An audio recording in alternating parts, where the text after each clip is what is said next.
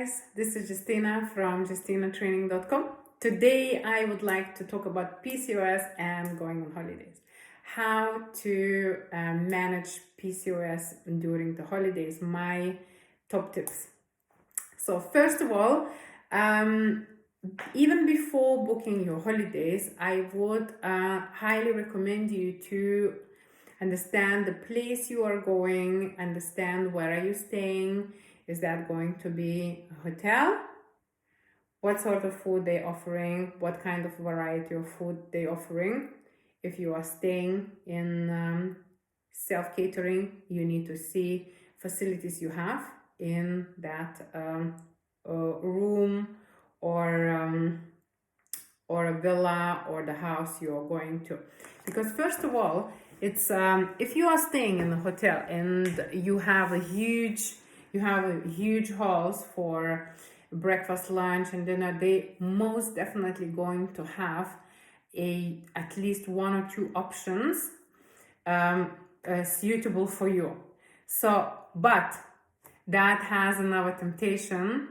When you see all that food, it's very, very easy to overeat. No matter how much you're controlling yourself, you're still in the back of your head, you know that you are on holidays, therefore you want to relax and enjoy as much as you can. So choosing a little bit more higher end hotel might mean that you have a good quality food.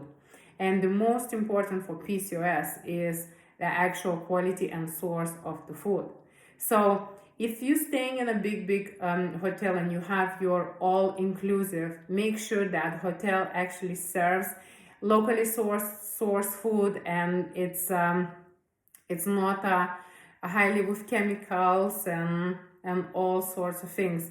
So having all-inclusive, it can be plus, because you can choose from the huge variety and find the foods what's suitable for you. Most likely you're going to have a gluten-free. If you are gluten-free, you're going to have a dairy-free options, as well as good meat and fish and protein. Now, the minus of staying in all-inclusive hotel is obviously not being able to control yourself and also have the snacks throughout of the day going.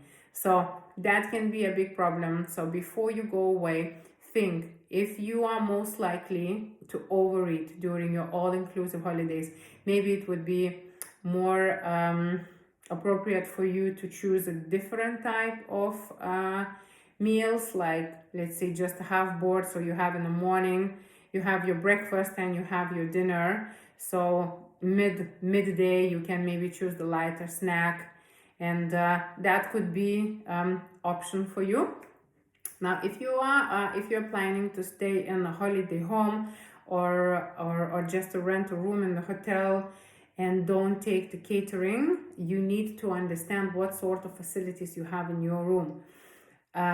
Because again, if you are gluten-free or dairy-free, you might not find these products on a daily basis. You might not be able to go to the shop every day. So it's important to have the place where you can store your food.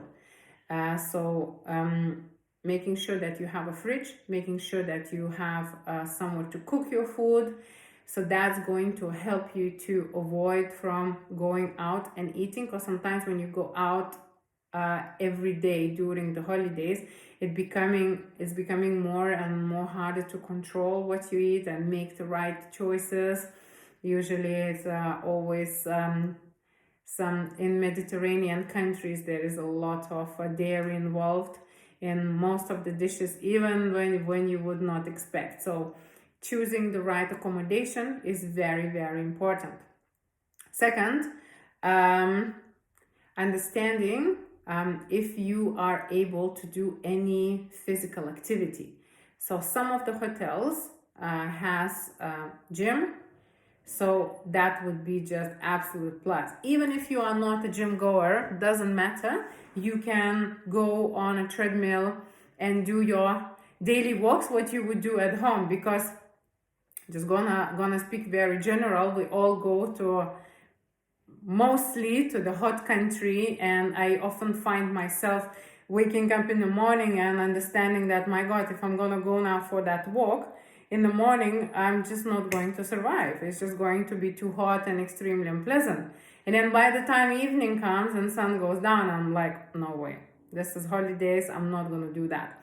So making sure that you understand what's the temperature outside, and if you are able to go outdoors for a walk or for a run or doing a workout is very, very important.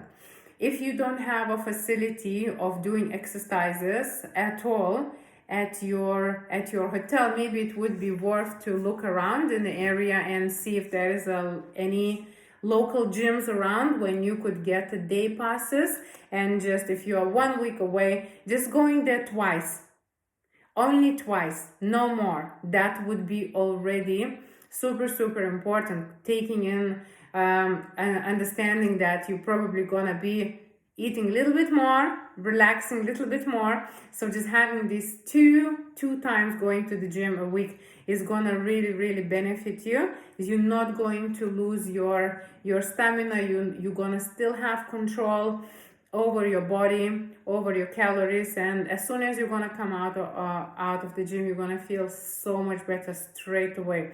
So highly recommended checking around, seeing if you have any local gyms, if you don't have any training facilities in the area. Another thing is alcohol. So making sure that you set yourself a limit when it comes to alcohol is very important. Again, talking about all-inclusive hotels, it's super easy, just lie by the pool, have those cocktails flowing. Most of the hotels, even the best hotels, have very sugary cocktails. Sometimes they even come from the pack, they're not even mixing it there. So make sure that you are aware of the calories, what is in alcohol. I'm not even talking about inflammation, what alcohol is causing for people who actually who is driven by inflammatory PCOS. That's already said without it. But as well as having this high sugar intake together with alcohol, it's very bad. So yeah, most important 3 things: accommodation and understanding about your food intake, planning, maybe looking around for some nice restaurants which have a good quality food.